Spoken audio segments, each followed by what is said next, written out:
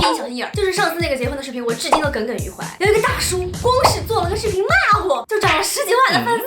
哎，我告诉你为什么要结婚，为了人类的繁衍。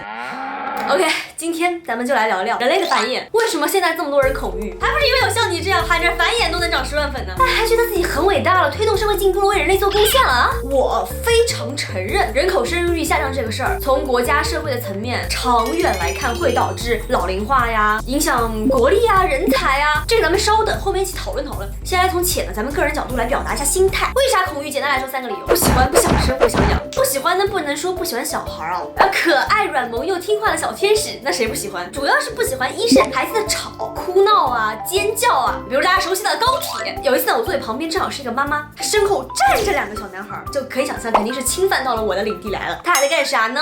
他俩在比赛尖叫，就是你啊一声，我啊一声，比谁更尖更响。我感觉已经到了 High F， 我当时真的撸起袖子就准备找他们妈妈 battle 了，结果一回头还没说出口，就看他们老妈真的形容枯槁，生无可恋，濒临崩溃，看上去下一秒就想跳车，真的太痛苦了。2是讨厌熊孩子，大家都懂，一听到他还是个孩子，白眼就翻到天上去了。变形记大家都看过，开头3部曲，发脾气、打父母、要钱，对不起。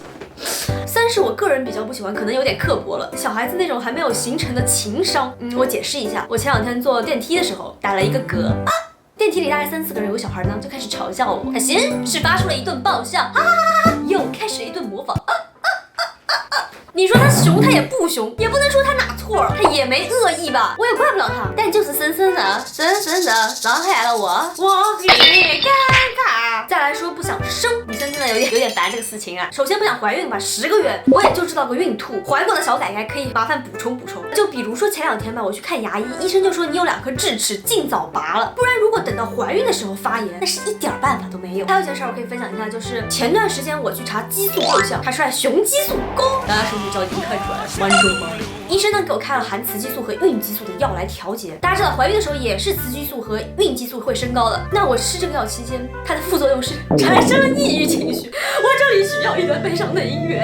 开始情绪非常不稳定，后来非常低落，看着啥都不想干，深夜想成莫名其妙的就开始流泪。有没有怀过孕的小改改，是不是会莫名其妙流泪？当然我停药之后就好了，但是我瞬间理解了为什么说这么多孕妇产前产后抑郁，绝对不是说作啊敏感啊，这不真的不是，而是真的生理上的激素变化造成的啊，没经历过的真的完全没有办法体会。过后就到了生，那就是很简单的怕痛呀，12级最高疼痛，没比这个更痛的了，2肋插刀都没这个痛。男生们换位想想，没事给你来个开膛破肚，谁不怕呀？或者顺产侧切给你来一刀，真的怕。而且医院环境啊，除非特别有钱去私人的那种，不然这边阵痛不行了说排队吧，前面还有42个人 A309 号请进。女生们存钱，舒舒服服的生产。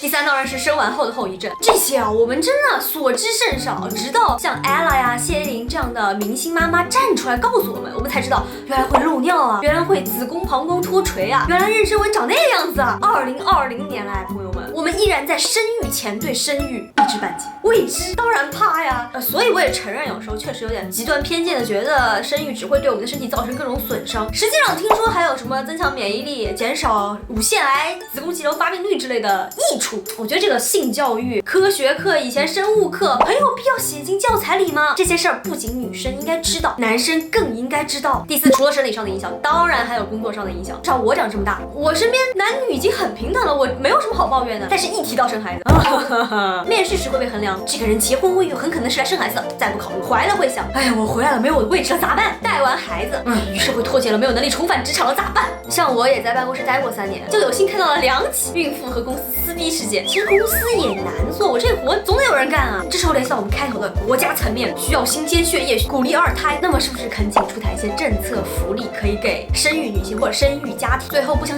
养，一当然是因为没钱，养不起，孩子真的是碎钞机啊。为了所谓的不输在起跑线上，我朋友家孩子3岁啊，3岁报个兴趣班，咔咔一整，1年10万呢啊！我寻思3岁上什么兴趣班？你看画画、手工，还有烹饪，就是那种还没做出来，原料已经被孩子吃光了那种。这真的算是很有钱了，富豪家庭。咱们看看自己银行卡里的余额，真的压力太大了，自己的生活质量肯定下降，我们孩子还过得不好，结婚矛盾，说买房买车，不生孩子谁管你呀？但是你生孩子经济问题真的得考虑啊。有一个现象，就有些地方就像何以为家里面一样，越穷越生。这个时候真的不是很懂了，是希望孩子出息改变生活现状吗？也许可以吧，但是我们生孩子不是需要去指望他飞黄腾达，不能把自己的梦想寄托于他，不能把自己的意愿强加给他，不能把自己的压力转移给他。还有一种可能，万一他将来啃老呢？万一他让我给他买房呢？万一他让我给他带孩子呢？再见。第二个理由，没空带。我想赚钱养你，我得去工作吧，我去工作哪有时间带？现在带孩子无外乎 A 父母帮带 ，B 家庭主妇或者是主夫 ，C 找月嫂 ，D 双职工抽空带 ，E 狗带。好吧，是一个烂梗。